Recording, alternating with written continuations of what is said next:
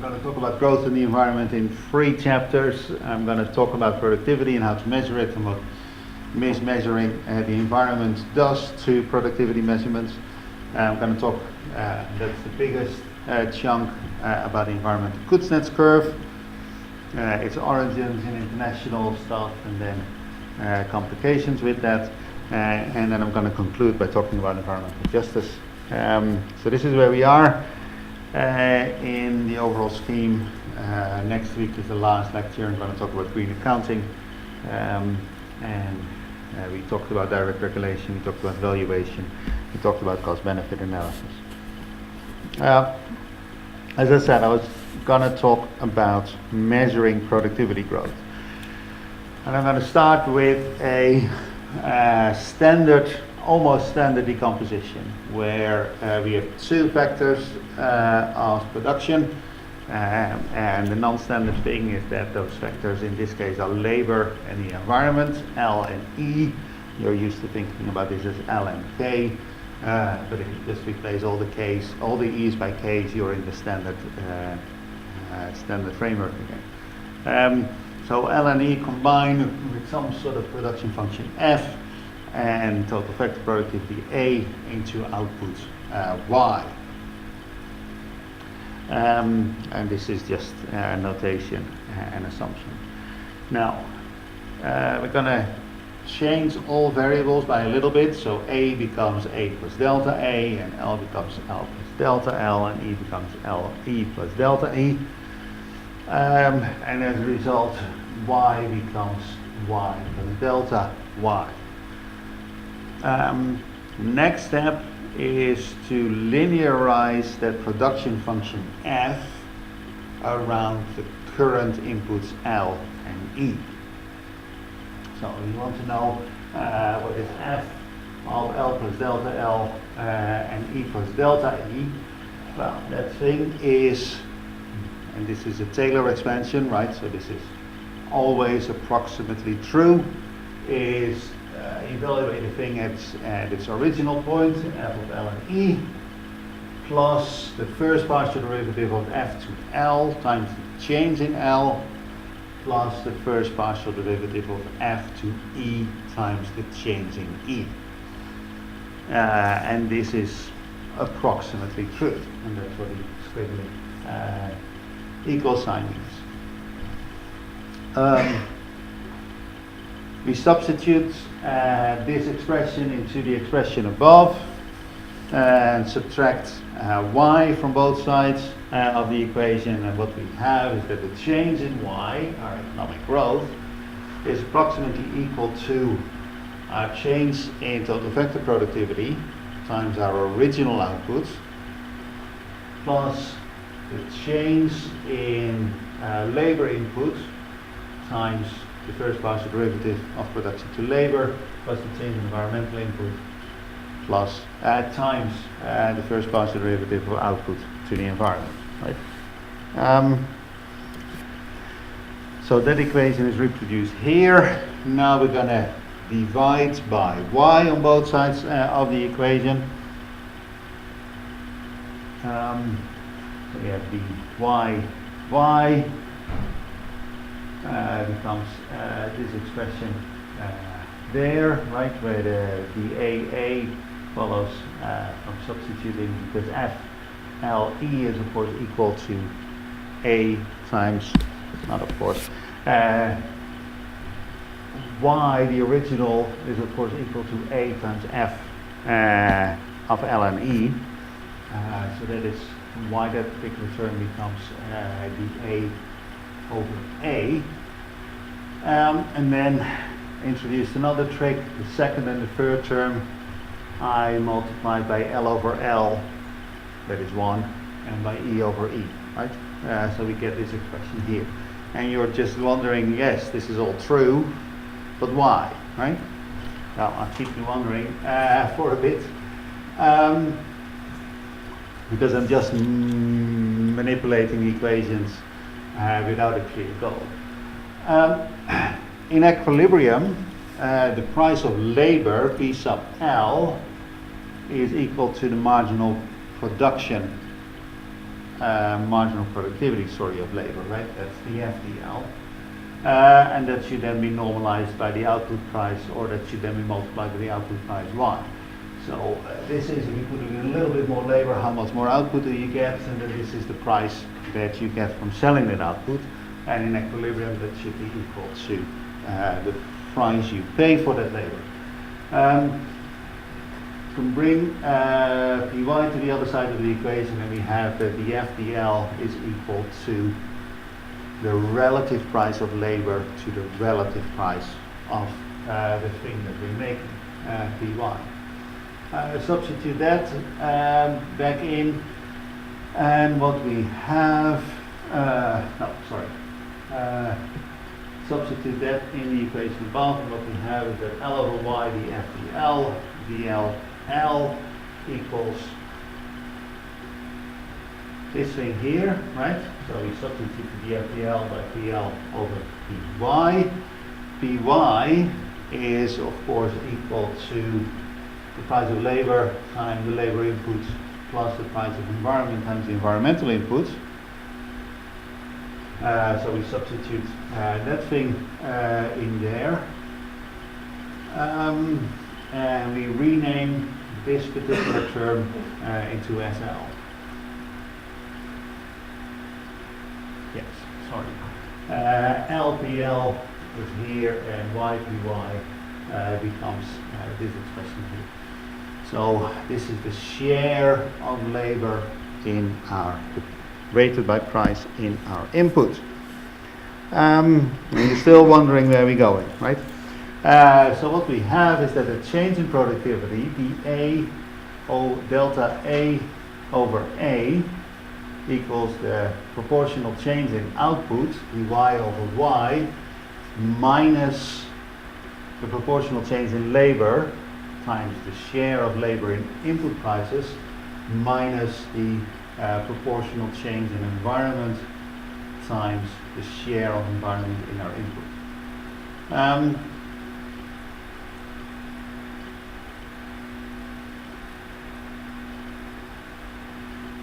Now we're going to divide by the change over time. We're just going to normalize a bit the temporal change by dividing by delta t.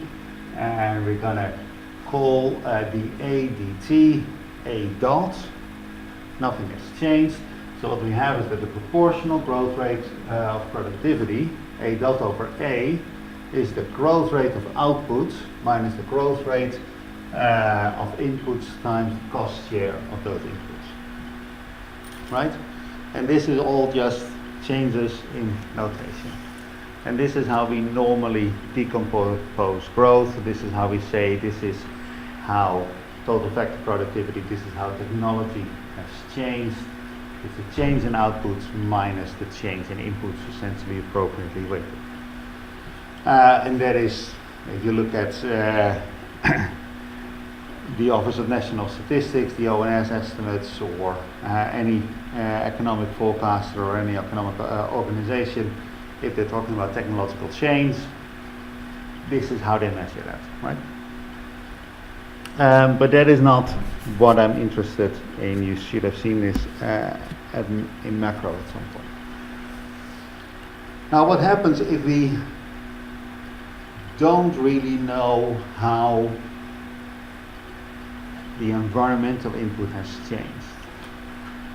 So we don't really know E dot over E, and we're just going to assume that it's equal to labor change. Right? So we said E dot over E equal to L dot over L. Then it becomes pretty easy, right? The change in productivity is the change in output minus the change in labor inputs. And that would be our measurement of productivity. But that was an assumption. If in reality the growth rate of environmental inputs is less than the growth rate of the labor inputs by some factor of B, so E dot over E is really L dot over L minus B, then really what we find is that this is the true productivity growth. So we plug in all the things that we had before. But now we need to, because we subtract the b, and we subtract here, there's a double minus sign. So we're adding the cost share of environmental inputs times the bias that we introduced b.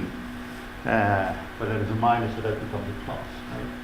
So if we overstate the growth rate of one of our inputs, and then we understate,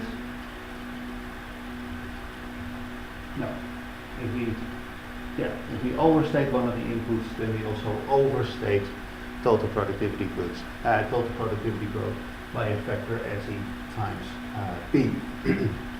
That is, if environmental productivity grows less fast than labor productivity, and now B is positive, then labor productivity growth understates total factor productivity growth, right?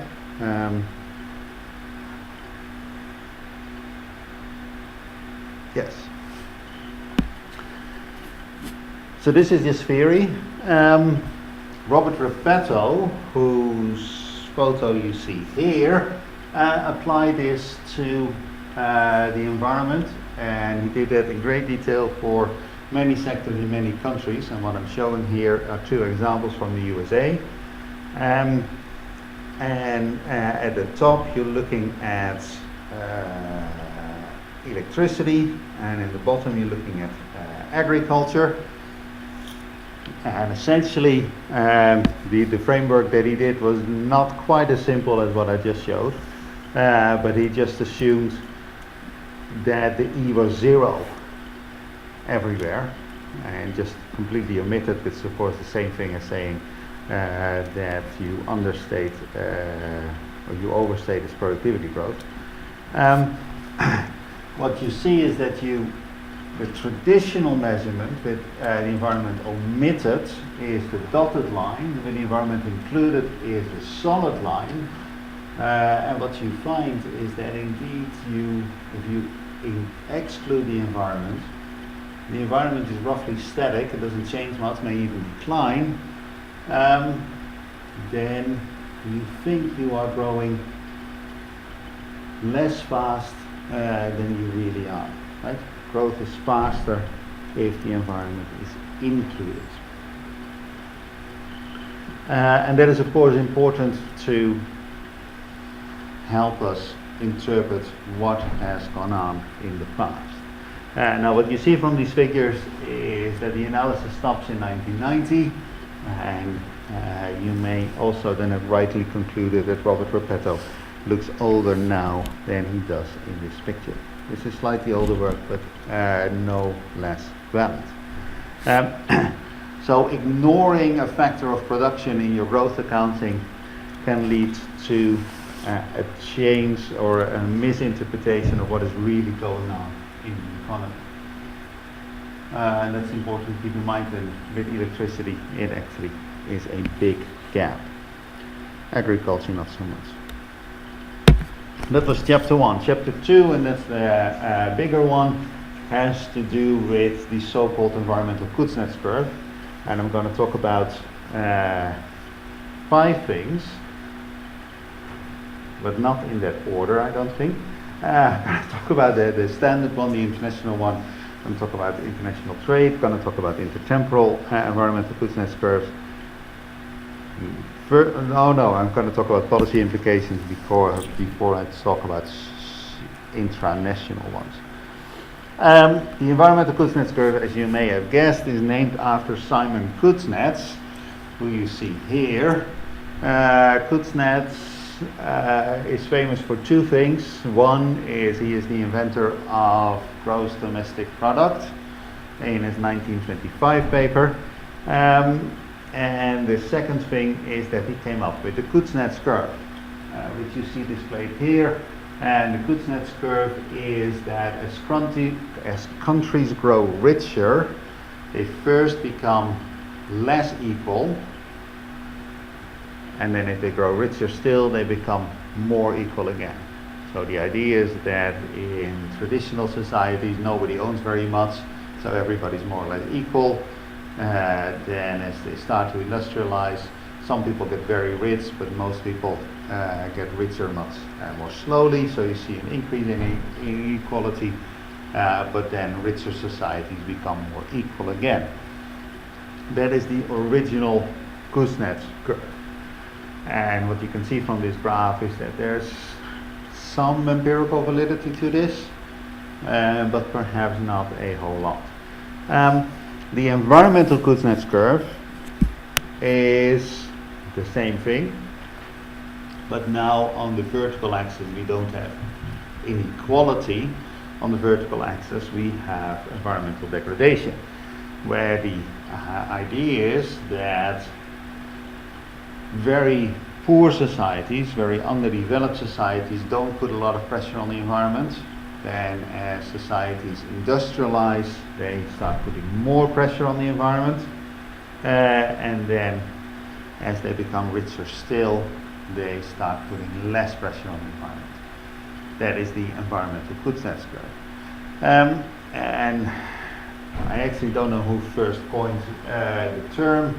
Here is a reference to Panayotou, who may have come up with the term, but really the credit goes to the two gentlemen you see here, Gene Grossman at the top and the late Alan Kruger at the bottom, who first looked at this empirically in a 95 paper, if I'm not mistaken. And what you're looking at here are graphs from their original paper, where we're looking at sulfur dioxide, we're looking at smoke in cities, we're looking at heavy particles in cities. So those are the three things on the vertical axis, and on the horizontal axis you're looking at GDP per capita. And what you see is that there is a relationship, but perhaps not a nice U-shaped curve or inverted U-shape that the theory suggests, right? So the theory says you go up and then you go down, and that is true for smoke in the cities, but not so true for the other two. And they continue their analysis looking at dissolved oxygen and biological oxygen demand. You, with a little bit of squinting of your eyes, do see an inverted U. You look at chemical oxygen demand, look at nitrates, you see a clearer relationship perhaps. They looked at fecal coliform in rivers, that's essentially shit, and total coliform, which is the same thing, but also from other origins. They looked at lead in water, cadmium, arsenic, mercury, and nickel, and so on and so forth, and then they ran regressions on all sorts of things, and they find some empirical support for this, that and they fitted a quadratic curve, and a quadratic curve either does this or this, it can also go this and this depending on the signs of your coefficients, and they find that roughly for most of the things that they looked at, you find this roughly quadratic relationship, and then you take the first partial derivative of this, right? So you find that environmental output is alpha times per capita income plus beta times per capita income squared. That is the one that you estimate, and then your first partial derivative is a plus alpha plus 2 beta per capita income, and then you can find the optimum as alpha over minus 2 beta, and that is the things that you see displayed here. What they find is there is indeed a turning point, and if we focus on the top line, which is the most significant, then for countries with an income below $4,000 per person per year, plus or minus 350. If you're below that income, then if you grow richer, you emit more sulfur dioxide, and if you're above that threshold, then if you grow richer, you emit less sulfur dioxide, right? Same is true for smoke. If you're below 6,151, you increase your smoke in cities as you grow richer, but after that you decrease your smoke.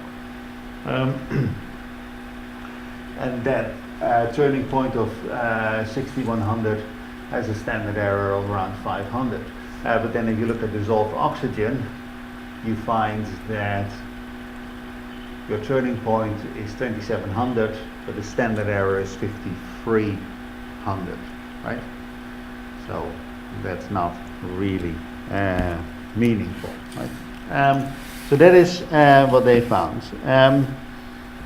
They did this in a working paper in 1991, and maybe the credit does go to them, and published it only in 1995. A completely changed paper, of course.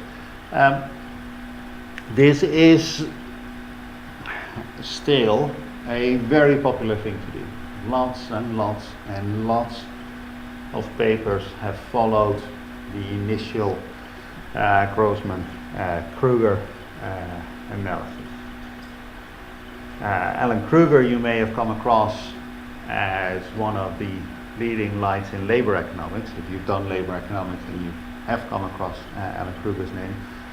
Grossman is more widely spread through economics, but has done lots and lots of things as well. And Alan Kruger, being one of the most famous labor economists in the world, used to joke that actually his environmental economics paper is the one that is most cited, which is unfortunately true. It sort of like tells on us environmental economists that there is this labor economist who's better cited than all of us, but it also says something about his relative status in these two fields. The follow-up literature, because essentially this is a relatively simple analysis what they've done, right? You take an environmental indicator, you regress it on per capita income. That is something that anybody with a master's degree in economics can do. And if you've paid attention during econometrics, you guys can do as well. So what does the literature do? It swaps indicators for environmental quality, looks at different things, takes a different sample of countries, looks within countries or aggregates countries to regions, looks at different time periods, goes back further in time, looks at more recent data, messes with the econometrics. Instead of a quadratic relationship, assume a cubic relationship or a quartic relationship, or do things in logs or in arc signs or whatever. And then of course the econometricians are also very enthusiastic about this and suggest all sorts of different estimators that could have been used instead of their simple actually used a simple OLS in a cross-section at first. So all sorts of things have been done and have been tried, and around the turn of the century, and this is already a while ago, these two gents, David Stern and Marcio Galliotti, wrote two papers where essentially they said, well, there's nothing here, right? The rise and fall of the environmental Kuznets curve, but David Stern essentially said, yes, this was a big literature, but if we browse through all these papers, we actually find that everybody disagrees with everybody else. And Marcio Galliotti, in Fun on a movie that is way before your time, Desperately Seeking Susan, suggests that yes, a lot of people have looked for this, but could not find the environmental Kuznets curve. And you already see that from the Grossman-Kruger paper, right? This environmental Kuznets curve is there for some indicators, but not for others, right? So it's not at all a surprise that this later literature, which is extremely voluminous, could not find much. And in retrospect, it's actually completely unsurprising that we don't find much, or we don't find consistent results. Because economic growth has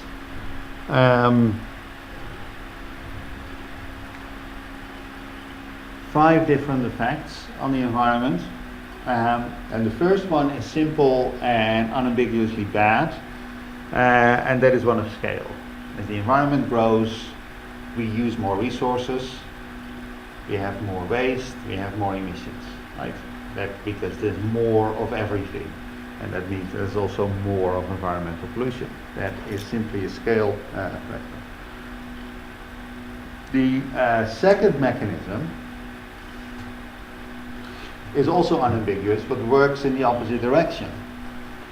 As people grow richer, they tend to care more about the environment, or at least are better able and more willing to do something about environmental pollution. If you're desperately poor and you worry about feeding your kids, and your main concern is to get your family through the dry season or through the winter, you don't care about what chopping down that tree or killing that animal does to the environment. You just care about making sure that your kids survive, right? But as people grow richer, they begin to express more care for the environment, and we've seen it in multiple studies about who cares most about the environment. Environmental care is a luxury good. As people grow richer, they care more. And that scale effect and the demand effect work in opposite directions, right? And that is the original explanation for the environmental Kuznets curve.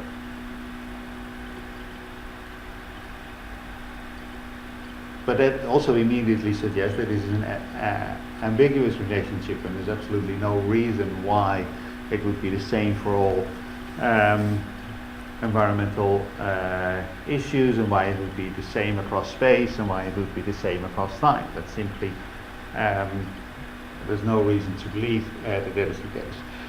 Now there's three more mechanisms, and they are ambiguous in and of themselves.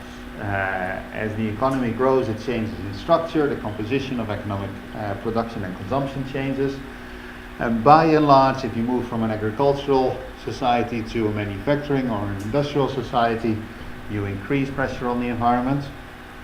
And then as you move into a service-based economy, you reduce pressure on the environment. Because that's essentially what we do. We sit in offices and send emails to each other, and that does not create a lot of environmental pollution compared to heavy industry, right?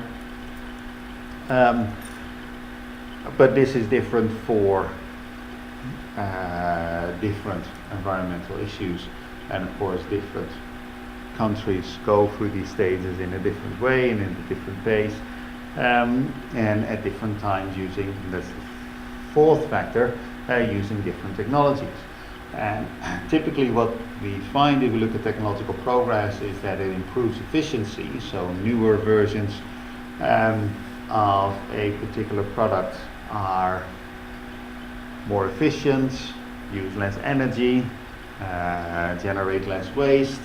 That is all true, but at the same time we introduce, and that would be good for the environment, but at the same time technology introduces all sorts of new things that in and of themselves can put pressure on the environment. And one example there are photovoltaic panels that are essentially, once you take them off your roof, are chemical waste that used not to be there because we did not have PV panels. Now we do, and that means that we have new kinds of particularly heavy metals floating around in our waste streams, right? So new technology can cut both ways. And then another thing that changes with economic development is governance. And one symptom of, and one cause of underdevelopment is poor governance. And a country like India, I may have said that before, has absolutely wonderful environmental legislation on the books, but does not enforce these things. And it tends to be that as countries grow richer, then their governments become more competent, more able to raise taxes, and more able to deliver public goods and correct externalities. and that would be a good thing for the environment. But then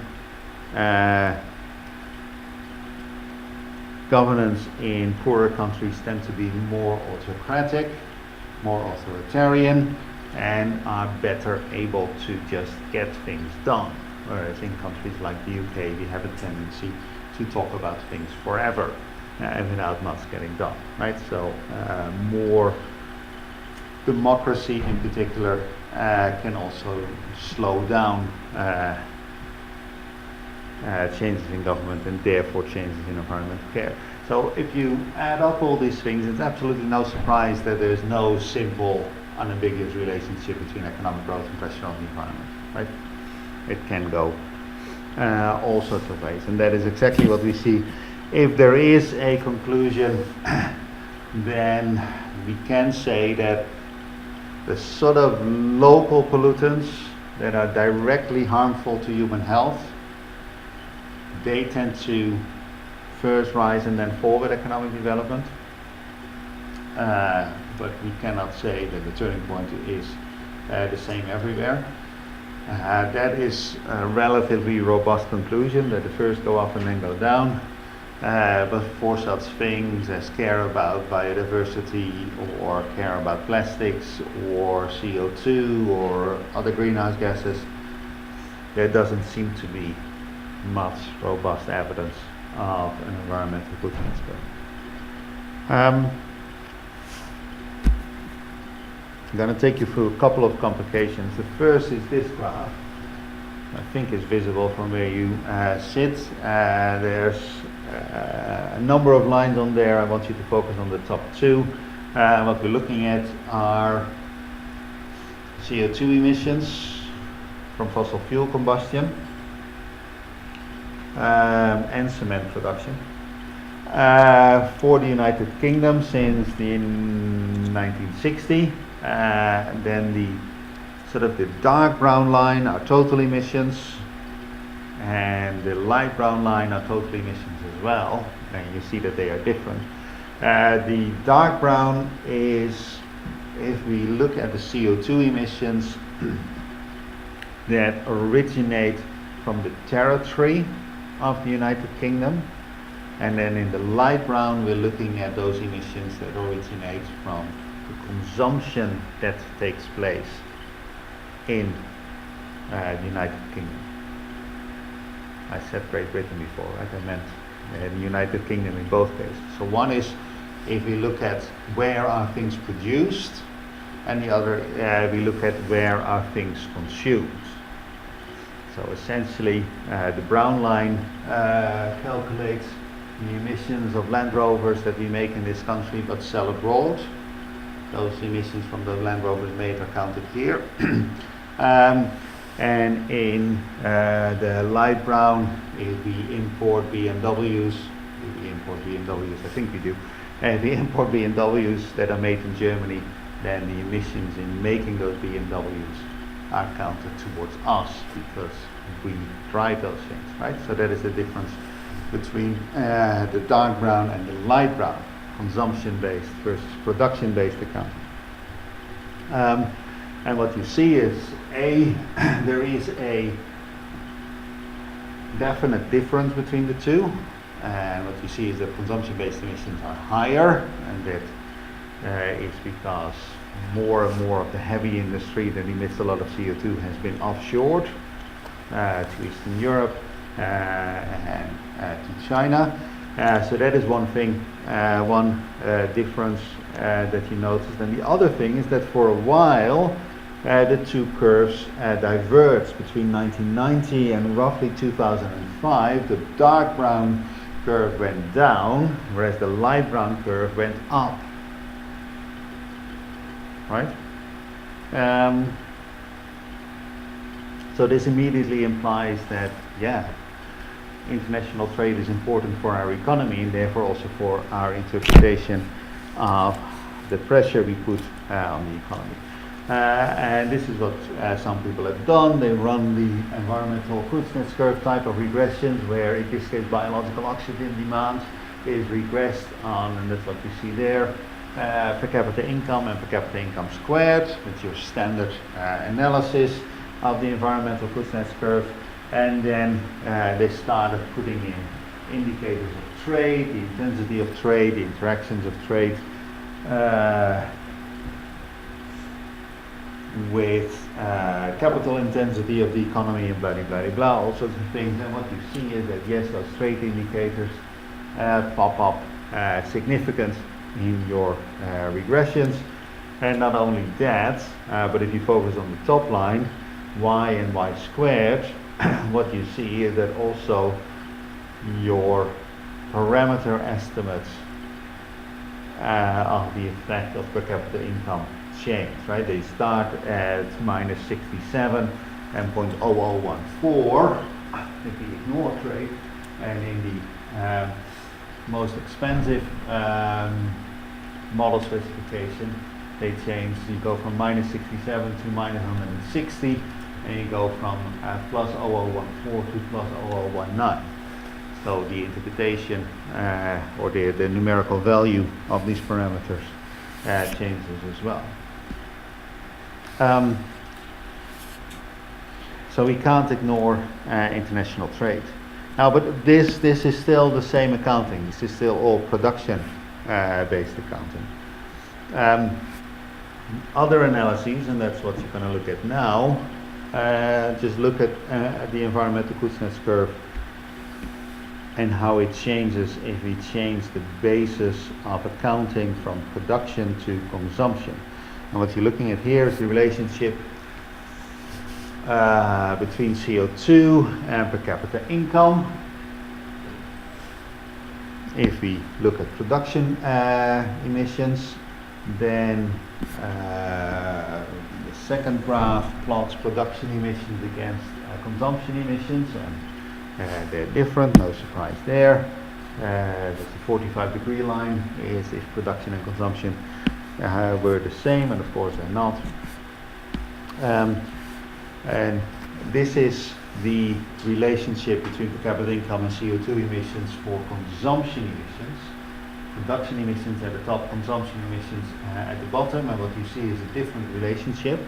And actually they're more tightly aligned. There's no environmental Kuznets curve in sight, right? It just increases. As you grow richer, you emit more CO2 because you use more energy.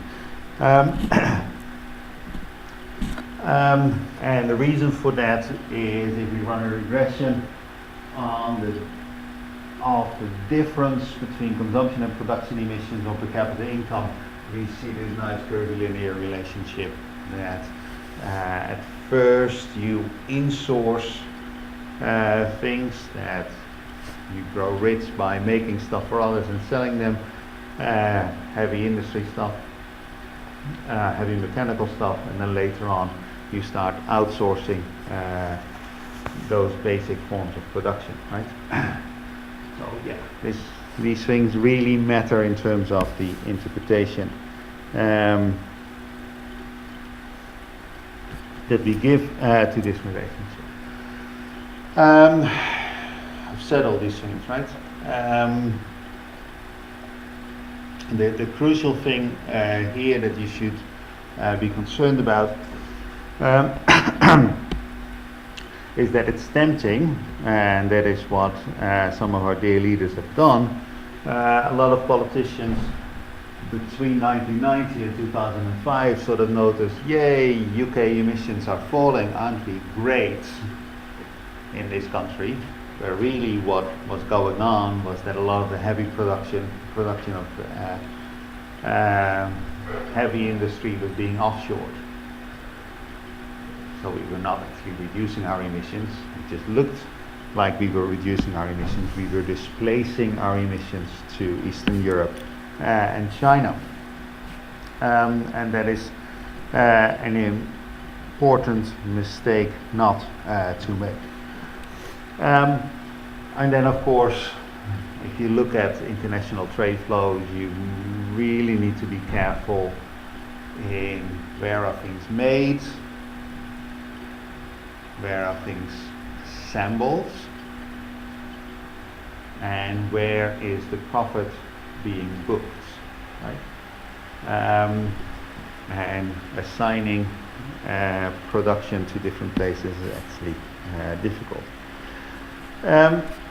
So this just complicates the environmental Kuznets curve. There's been a recent number of studies, well, somewhat recent, last decade or so, where people have uncovered that there's now really long data. And what you're looking at here is an analysis of the United States, and in a small graph, and we're looking at CO2 per capita. And this study starts at 1850, and we're now being able to push this sort of analysis back further and further and further into the past through reconstructions. What you're looking at are, and that's the large graph, CO2 emissions per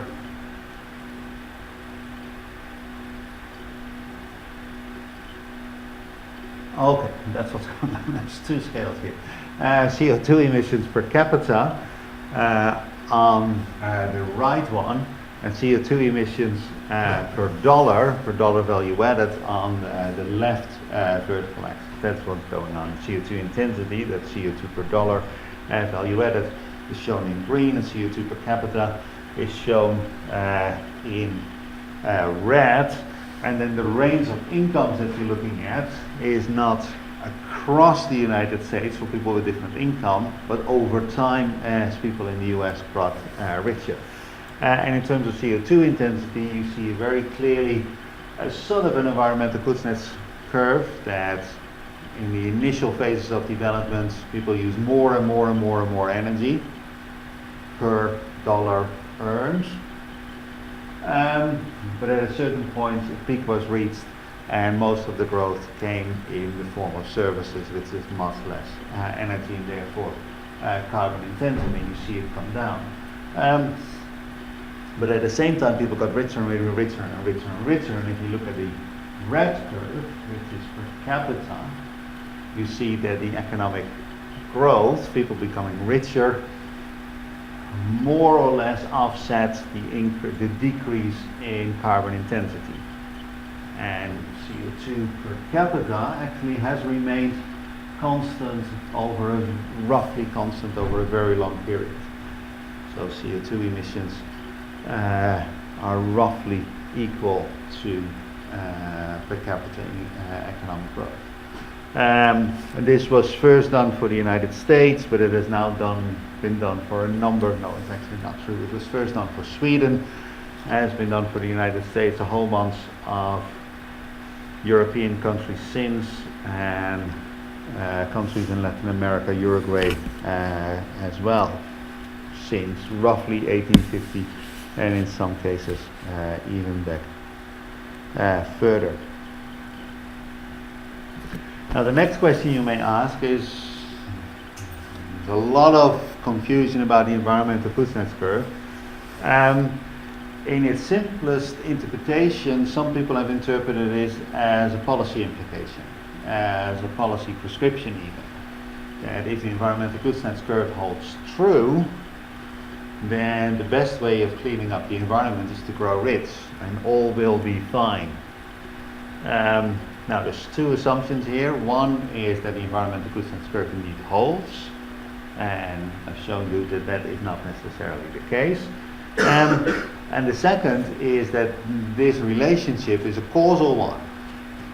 But the only thing I've shown you so far is some graphs and some regression results, but there's absolutely no causal interpretation to this. What I've shown you is a bunch of associations. There's no need no basis for assuming that this relationship is causal. And the example that I'm going to use to convince you that it's not is one of cycling. You may have seen this graph. These are the designated cycling paths shown on a map of Europe.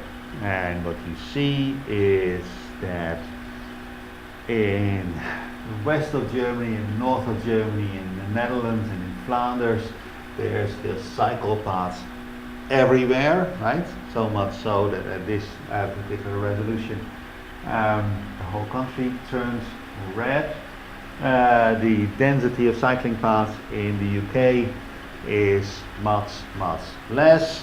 If you go into the countryside, if you go into Sussex, right, Surrey or Cornwall, or places like that, you're actually hard pressed to find a cycle path.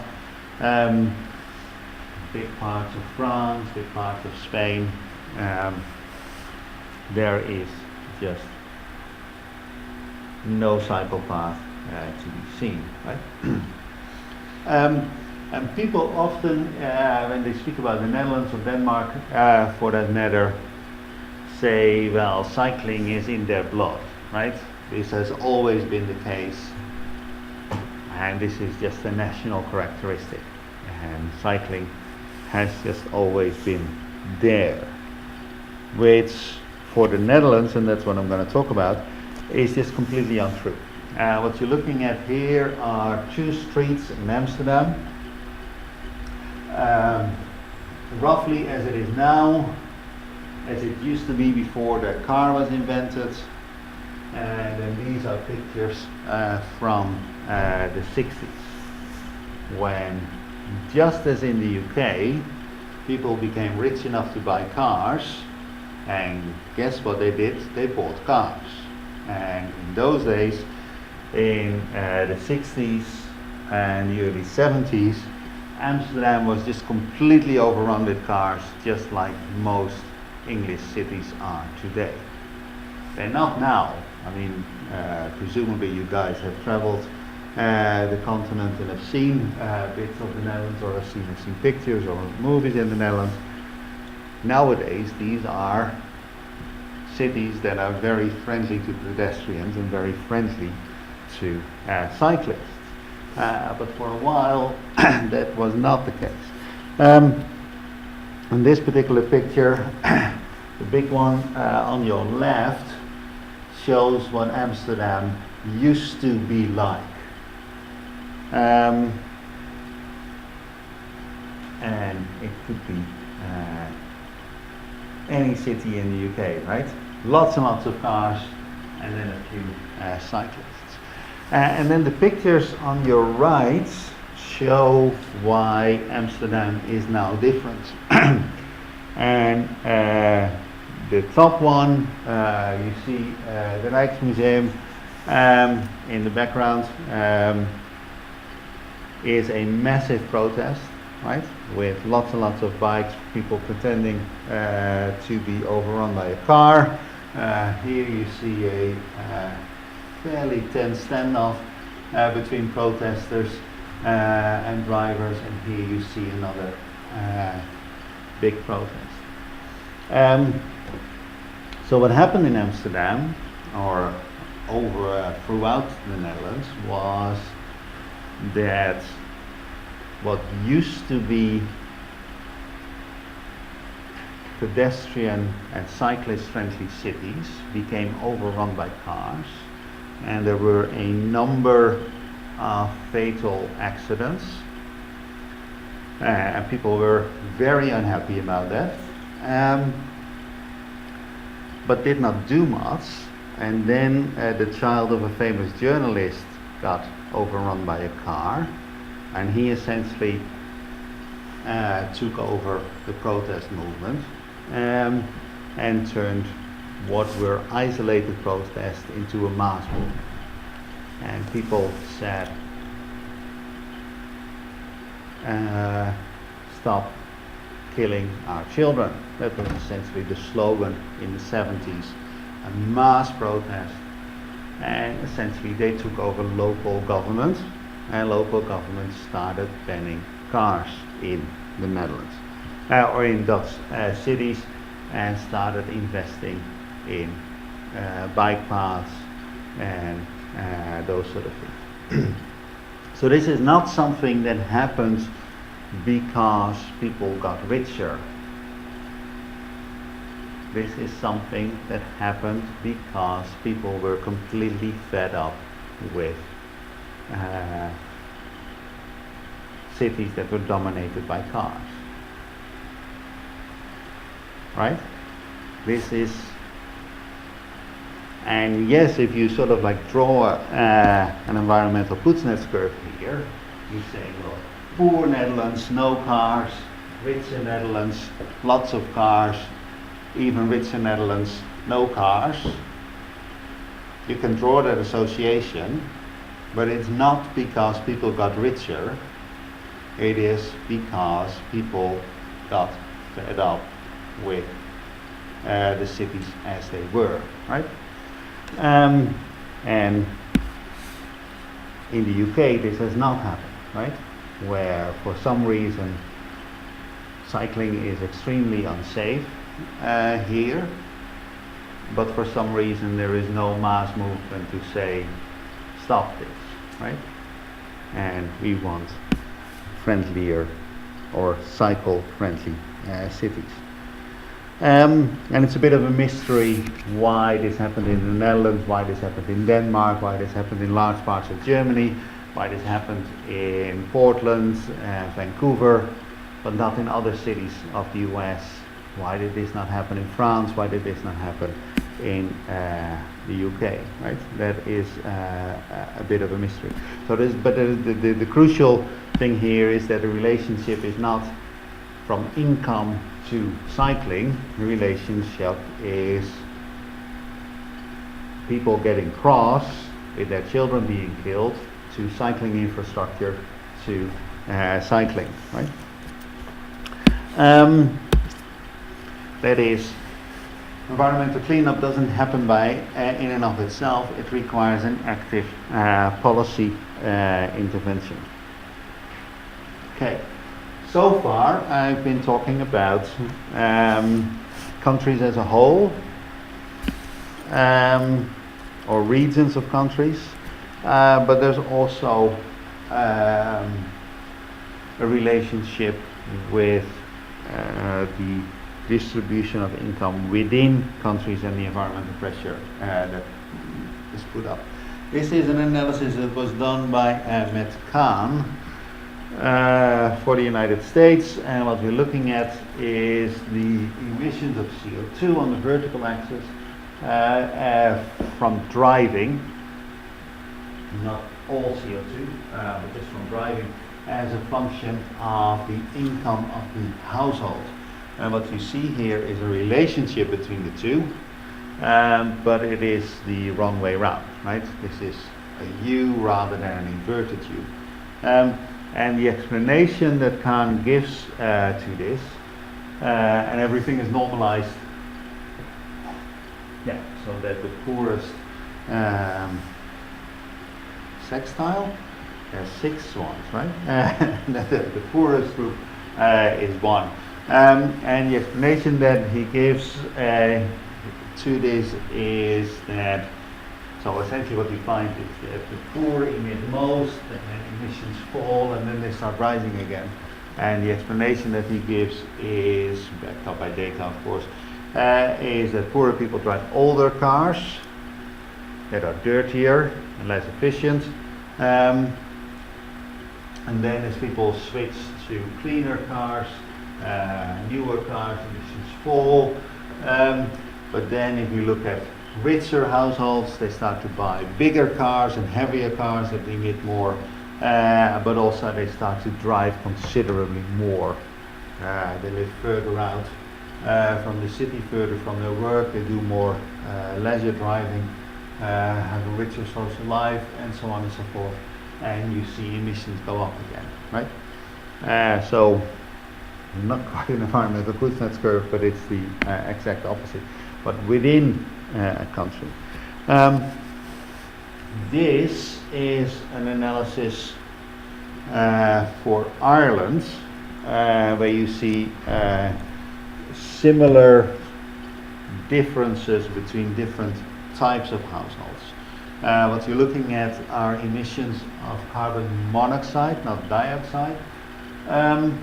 And what we're looking at are 2 things. In the dark blue, you're looking at the emissions that result from activities in the household. And then the light blue are the emissions that come from the consumption pattern of these households. So not emissions within the household, but emissions in the factories from the stuff that you bought, right? That is the light and the dark blue. And what you see for the total emissions, direct and indirect, is this is by income decile, an analysis that is very similar to what Ned Kahn showed for CO2, but this is for CO, is that emissions first decrease and then they increase, and that decrease is mostly due to better facilities within the household. Carbon monoxide is essentially, you have a lot of carbon monoxide emissions, essentially means that you use old and decrepit heating systems, for instance. That's where your, a bad lawnmower, things like that, that's where your carbon monoxide comes from. And what you see is that richer people simply use better stuff and therefore emit less. But then of course richer people consume much more and therefore have much higher indirect emissions of carbon monoxide. You see big differences on the countryside and in the city. You see big differences in the size of the household, and this is CO per person, and this has to do with economies of scale within the household. A lot of carbon monoxide comes from your heating system, and of course if you share a house you use less heating per person, right? Because you have to heat your room only once. This is family structure. This is perhaps one of the more striking ones. Able-bodied households to households that are that consist of people who have all sorts of disabilities, and all of them do. And this is mainly driven by poverty. Those households that are completely disabled also tend to be desperately poor and therefore very low indirect emissions. They do spend a lot of time indoors and therefore have to heat their homes much more than able-bodied people do. Which leads me to the final chapter on environmental justice. So it's clear that pressure on the environment is different for different socioeconomic groups. And it's not just income, it's also where you live, it is the composition and the size of your household. And that immediately implies that the incidence of environmental policy is different for different groups. So it's not just that environmental policy would have different implications for different people. If you would go after carbon monoxide, you would affect different people differently. If you would go after carbon dioxide, you would hit these one guys hardest and these guys hardest, right? But you also have different concentrations of environmental issues in different groups. Carbon monoxide is pretty bad, it kills, right? And if you look at direct emissions of carbon monoxide, then the chance that somebody who is poor dies of carbon monoxide poisoning is much greater than somebody who's rich dying from carbon monoxide poisoning, right? So there's two issues here. Now this is true within households, it's also true spatially. This is a map of Houston, as you can see, because it says Houston. I don't think that you guys would recognize Houston. And the map that you're looking at is the concentration of waste facilities, where this is the proximity to a facility that handles waste. So that is the top map. The bottom map is where do poor people live? No, not true. The map is where do black people live, who also tend to be poor. And what you see is that waste facilities tend to be closer to people who are not white, This is Houston, so it's not just blacks, there's also a lot of Hispanics. Um, tend to be closer to people who are not white. Yeah, I should have said minorities there in the first place. So that is true for this particular city in the US. This is a map of London. On the right you're looking at, that's the M25, right? And on the left you're looking at a much larger area around London. At the top you're looking at emissions of nitrogen dioxide, so that is bad for your health. And at the bottom you're looking at emissions of particulate matter 10, or this PM10, that is fine particulate matter but not ultra fine. So this is bad for your lungs in particular, but not so much for other things. It gives also all sorts of respiratory problems. And what you're looking at is the spatial concentration in London and in and around London for these things. And you see very clear spatial patterns there, right? Because essentially this stuff comes from road traffic. And in some places you have heavier traffic than in others, and you very clearly see the main roads there. I'm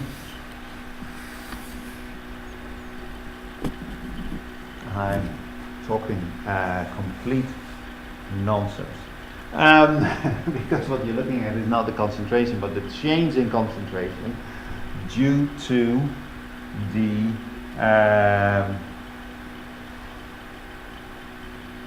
CCZ, the clean clean congestion charge. No, not the clean, the congestion charge. So, right, this is the change due to the introduction of the CCZ.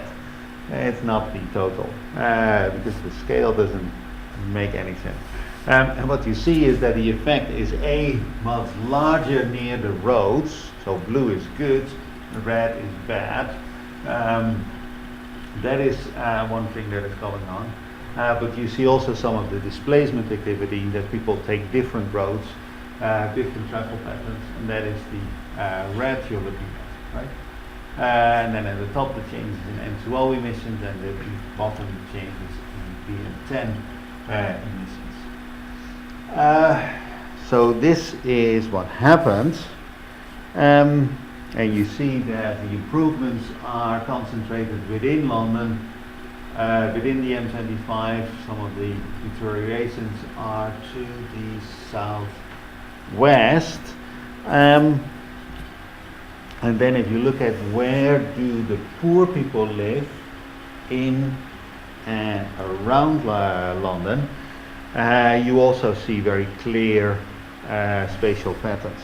And then if you put the two together, this particular picture emerges.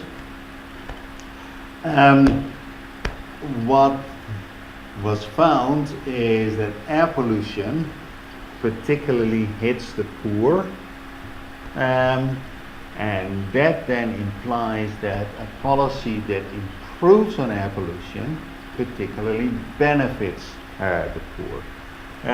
So in the top graph you're looking at the levels of PM10 and N2O in blue and in orange or brown, I don't know. You see that there is indeed somewhat of a relationship between being poor, particularly for N2O, and being poor and breathing dirty air. You see, particularly in brown, there is a relationship there,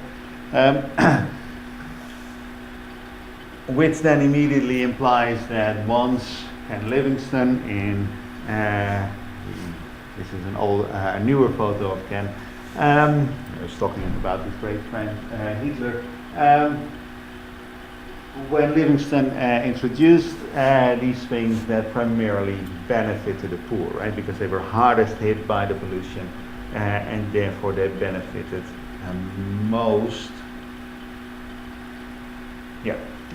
Most on this. The improvements here are measured in years of life gained. You may think that 40 is a large number, but this is per 100,000 people, right? So it is a day or so. But what you see is that the people who suffer greater deprivation, that's income and not being able to feed yourself, not being able to feed yourself properly, not being able to heat your home properly. That's what multiple deprivation means. You see that indeed the poorer people benefited more than the richer people. So Livingston did what he promised to do, right? He improved the lives of the poor. So these things are important too. This particular map that I showed should not be overlooked though. Because this is of course the primary signal, and what you see at the top there is also the primary signal that poorer people tend to live in dirtier places. And that of course takes us back to what we found about valuation, that if you recall those hedonic house pricing studies, then people pay to live in a clean environment. That is one of the things that we use in hedonic pricing to derive a value of the environment. That if the environment is cleaner, then people are prepared to pay more for a house that sits in a cleaner environment. So that is one reason why poorer environments are dirtier, because house prices are lower and that attracts poorer people into those neighborhoods. And then of course there is sort of this self-reinforcing effect that if an environment is poorer, then school quality deteriorates, crime goes up, houses are not maintained well, and the whole place just looks bad and attracts more poor people or scares away richer people. So that is one reason that we find this. The other reason is that people who are poorer tend to be not so well represented in government. And that has to do with the fact that not because they're poor, no, if you're poor you can't lobby. If you're poor you probably have to work 2 or 3 jobs just to get by, and that means that you don't have time or energy to write to your local political representative or go bother them at hustings and those sort of things and town halls. And also the reason that people are poor is because they're less well educated and less well connected, and that means that yes, their political representation is less than of people who are richer, and that means that if you are a local government and you're siting a waste facility or you're siting a industrial facility that may explode, are you going to put it near the people who are rich and who donate to your campaign and who have time to write eloquent letters in protest to the local newspaper? Or do you site that particular facility near people who are poor and would not do all of these things, right? And the choice is obvious, that is where you put your dangerous and dirty stuff, right? The study of this goes under the name of environmental justice, and it is very real, not just in the US, where most of these studies are, but also in the United Kingdom, right? That's all I wanted to say.